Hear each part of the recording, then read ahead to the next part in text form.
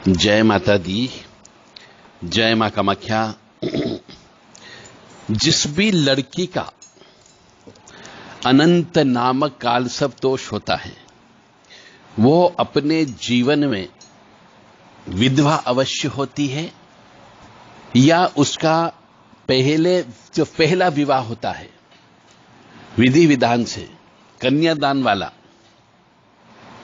उसके साथ में पारिवारिक जीवन नहीं निभा सकती,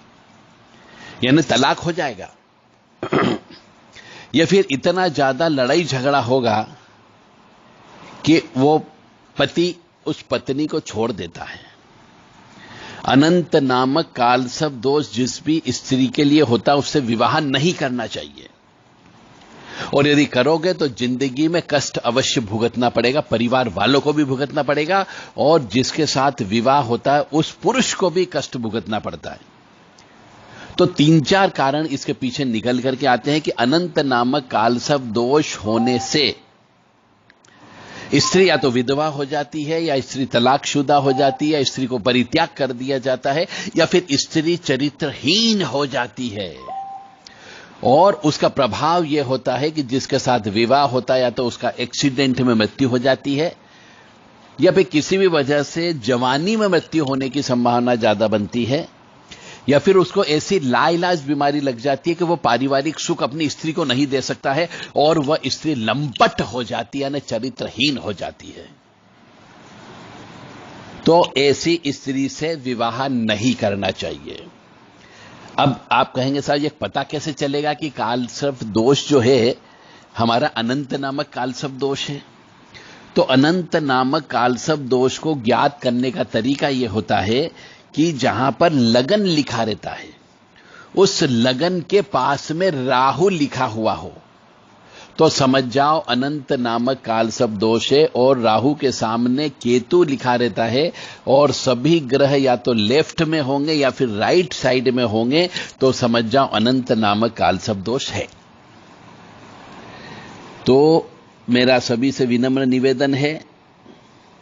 कि अनंत नामक कालसर्प दोष जिसका भी हो उस स्त्री के साथ में विवाह नहीं करें,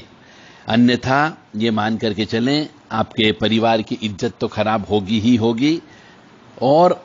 आपके जिसके साथ विवाह होगा उसका जीवन भी बर्बाद हो जाता है।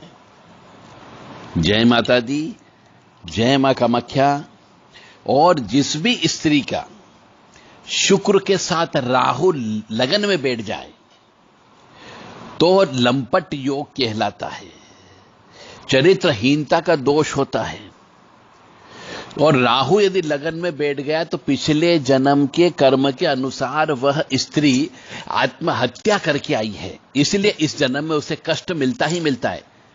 मैंने जो भी आत्मा पिछले जन्म वाली यदि पैदा होती है और वो आत्महत्या करके आई हुई है, यानी अकाल मौत होकर के आई हुई है, तो इस जन्म में उसे कष्ट अवश्य भुगतना पड़ेगा, क्योंकि शास्त्र कहते हैं कि आत्महत्या करना महापाप की श्रेणी में आता है और उस महापाप का फल इस जीवन में पैदा होने पर भोगना पड़ता है।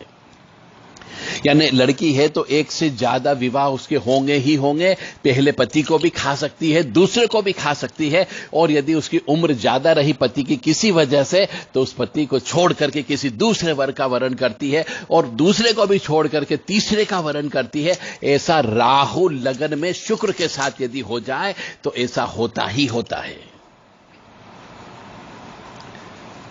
वैवाहिक जीवन हमेशा पूरी जिंदगी भर तनावपूर्ण रहता है, वो षड्यंत्रकारी बुद्धि वाली होती है, हर किसी को फंसाने वाली होती है, कोर्ट कचहरी भी होती ही होती है, और सबसे बड़ी बात यहां पे होती है कि उसको परिश्रम का फल नहीं मिलता है, यानी कि जो भी काम करती है उस काम के अंदर उसे सफलता हासिल नहीं होती है। तो मेरा आप सभी से विनम्र निवेदन है कि जिनके विवाह होने जा रहा हो किसी लड़के का, तो अनंत नामक कालसर्प दोष जिसका भी हो, यानी लगन में राहु बैठा हुआ हो, ऐसी स्त्री के ऐसी लड़की के साथ विवाह बिल्कुल मत करना, तो जिंदगी यहीं पर आपको नर्क दिखा देगी। यह दुर्योग कहलाता है। जय माता दी, जय मां कामाख्या।